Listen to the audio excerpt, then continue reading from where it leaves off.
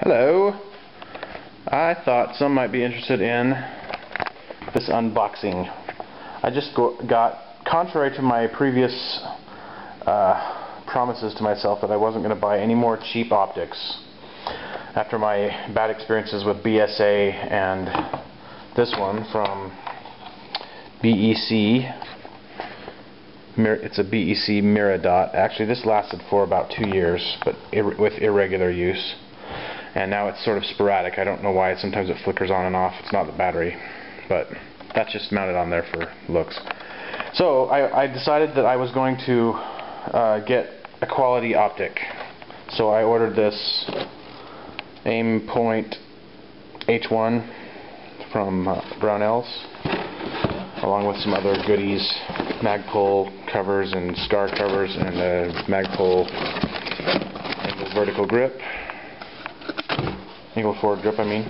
And I thought that I was going to be done, but then this thing stopped working on the carbine the last time I took it out. So I saw a sale on Primary Arms, and I thought I would give them a try for 60 bucks.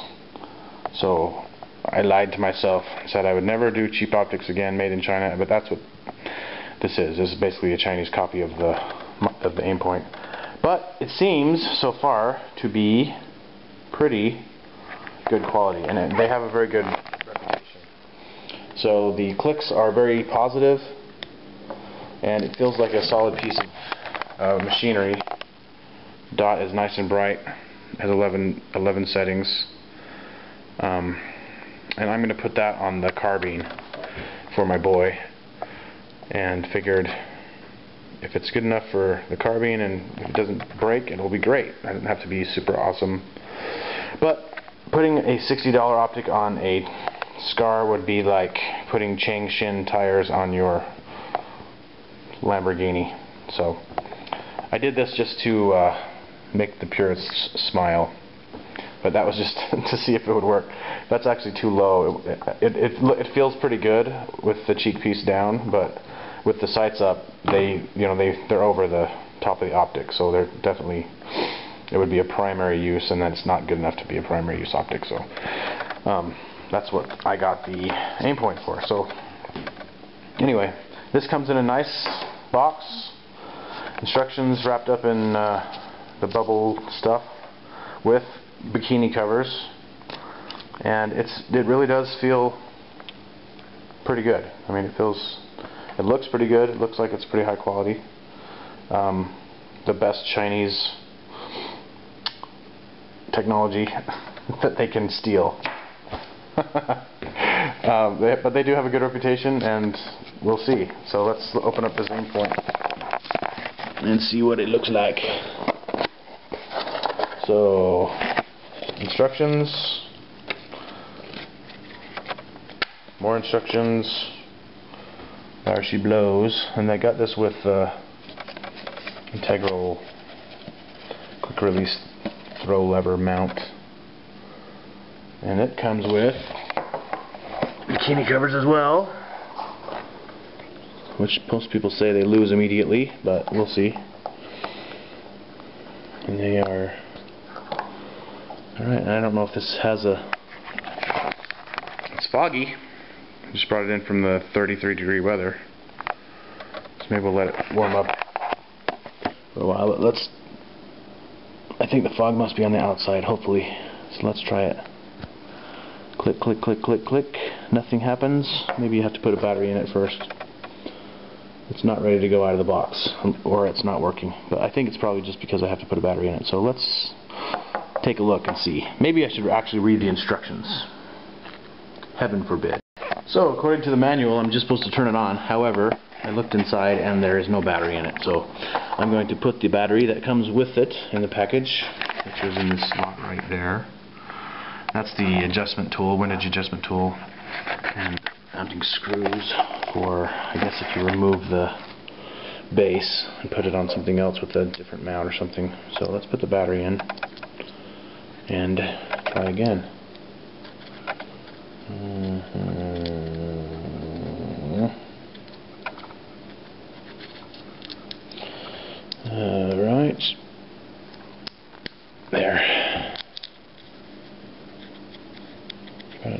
thread this guy.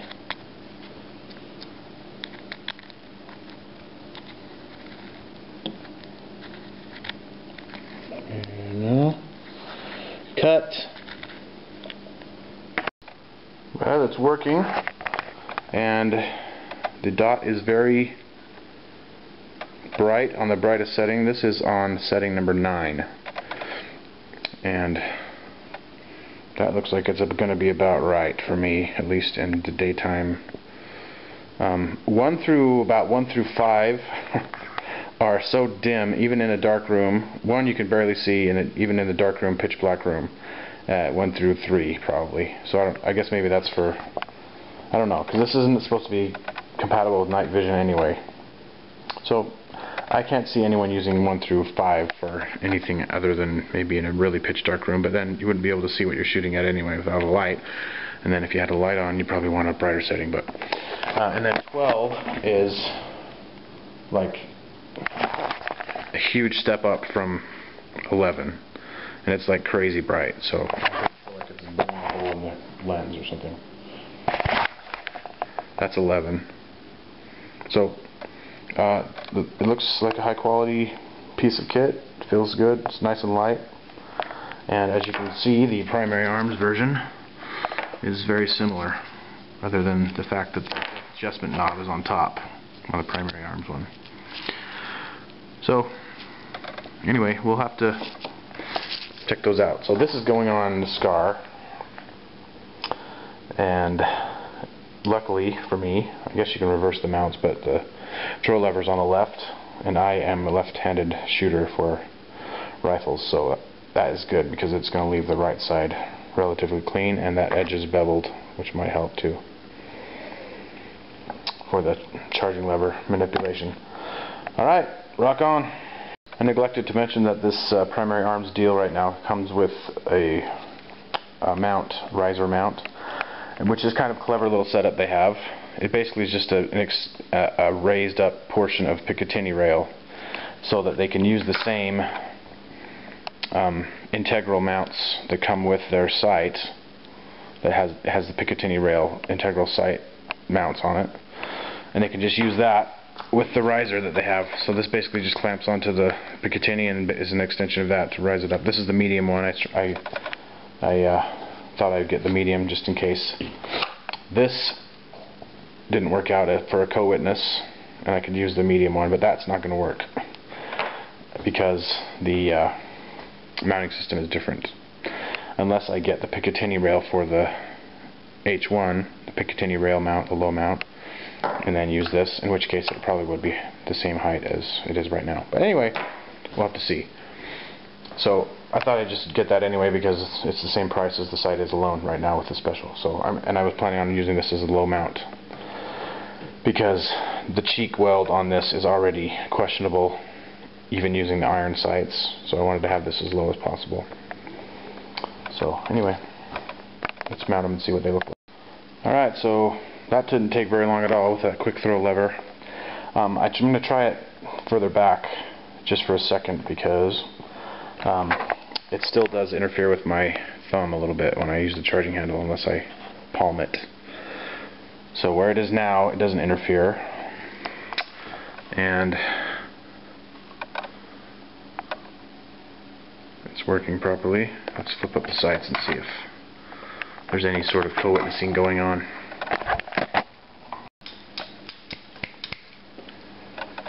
Okay, so it looks like to me that these are pretty much absolute co-witness, at least this setup, where it's mounted right now, which is cool, at least on the scar, until I move it forward and we'll see. And this one is going to work pretty well on the carbine. It's not low enough to co-witness. I don't think it would even work to co-witness anyway. The rear carbine sight is very, very low. You can barely see through the rear peep. But we'll try it out. It looks like it's going to be cool, and it's not heavy, and it doesn't really change the balance of the rifle. And that's sort of the idea. So I'll let you know how it goes.